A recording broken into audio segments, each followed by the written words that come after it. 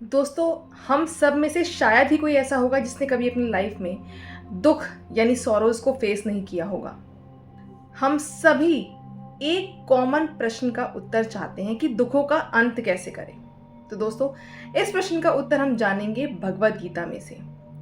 भगवत गीता के अध्याय 2 में श्लोक 14 में भगवान श्री कृष्ण अर्जुन को उपदेश देते हैं और समझाते हैं कि जब भी हम इंद्रियों के संपर्क में आते हैं, विषयों के संपर्क में आते हैं, तो हम सुख और दुख को अनुभव करते हैं। सुख और दुख ये ऐसी परिस्थितियां हैं जो कभी भी स्थिर नहीं रहती, ये अस्थायी होती हैं। ये आने जाने वाले एक्सपीरियंसेस हैं। जैसे मौसम या ऋतुएं बदलती हैं, वैसे ही हमारी परिस्थितियां बदलती हैं। परंतु हम सब क्या करते हैं? जब हमारी लाइफ में कोई भी दुख आता है तो हम टूट जाते हैं। हम पूरी तरह से उस दुख के अंदर फंस जाते हैं। उस दलदल से हम बाहर नहीं निकल पाते। हम ये सोचते हैं कि ये परिस्थिति हम पर ऐसी आन पड़ी है कि शायद हम ही सिर्फ इसके भोगता है। और जब हमारी लाइफ में सुख आते हैं तो हम उससे आसक्त हो जाते हैं, अटैच हो जाते हैं। किंतु भगवान श्री कृष्ण क्या कहते हैं कि ये दोनों सुख और दुख फ्लीटिंग एक्सपीरियंसेस हैं, यानी कि आने जाने वाले एक्सपीरियंस है, क्षण भंगुर हैं। ये कभी भी स्टेबल नहीं रहने वाले तुम्हारी लाइफ में। इन्हें सिर्फ और सिर्फ एक्सपीरियंसेस के तौर पर लो। इन्हें सिर्फ और सिर्फ अनुभव करो, इनसे अटैच मत हो। भगवान श्री कृष्ण कहते हैं, हे अर्जुन, जो सुख और दुख से विचलित नहीं होता, जो हर परिस्थिति में समान भाव से रहता है, यानी कि न्यूट्रल स्टेट में रहता है, वही अपनी आत्मिक शांति प्राप्त कर सकता है। दोस्तों, आपकी लाइफ में कोई भी दुख बिना कारण नहीं आता। हर परिस्थिति, हर दुख, हर सिचुएशन हमें कोई ना कोई लेसन सिखाने के लिए आता है, कोई ना कोई पाठ हमें सिखाने के लिए आता है। जब हम भीतर से जागरूक हो जाते हैं, फिर हम दुख को दुख की तरह ना समझकर एक अनुभव की तरह लेते हैं, एक लर्निंग की तरह लेते हैं, एक टीचिंग की तरह लेते हैं। जब हम भीतर से जागरूक होते हैं, जब हम अवेयर हो जाते हैं, परिस्थितियां फिर चाहे कुछ भी हों, हम साक्षी भाव रखकर उन सबको अनुभव करते हैं। हम विचलित नहीं होते। हमारा दृष्टिकोण उन परिस्थितियों की तरफ बदल जाता है।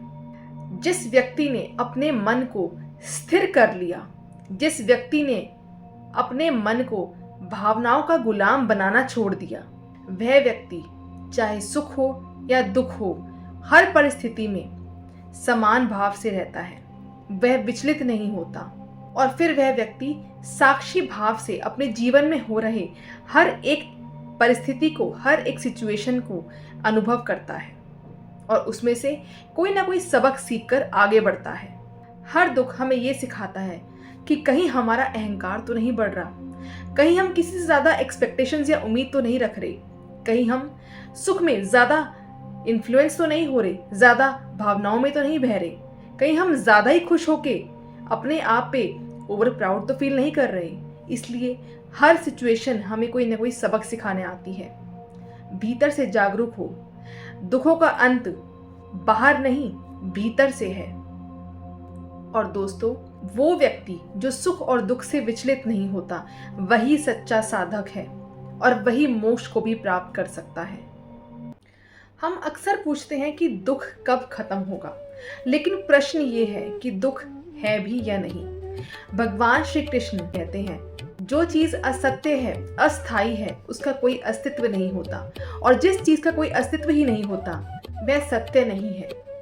दोस्तों, हमारा शरीर, सभी परिस्थितियां, ये रिश्ते, ये सब समय के साथ बदलते रहते हैं। ये सब अस्थायी हैं, इनका कोई अस्तित्व नहीं है। सिर्फ और सिर्फ एक ही सत्य है, हमारी आत्मा, जो अजर है, अमर है, अविनाशी है, जो कभी नहीं बदलती। दोस्तों, दुख वहां है जहां अहंकार है, जहां तेरा मेरा है, और आत्मा ना तो दुखी होती है, ना वह प्रसन्न होती है। वह केवल साक्षी भाव रखकर सभी परिस्थितियों को ऑब्जर्व करती है, अनुभव करती है। जब हम खुद को शरीर मानते हैं तो हमारे लिए हर परिवर्तन दुख का कारण है। हमारे लिए हर परिस्थिति में कोई ना कोई दुख छुपा हुआ होता है।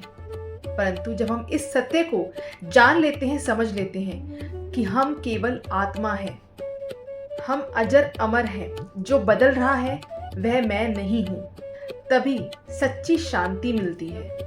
दोस्तों, ज्ञान का अर्थ है सत्य और असत्य के बीच के अंतर को जानना, पहचानना।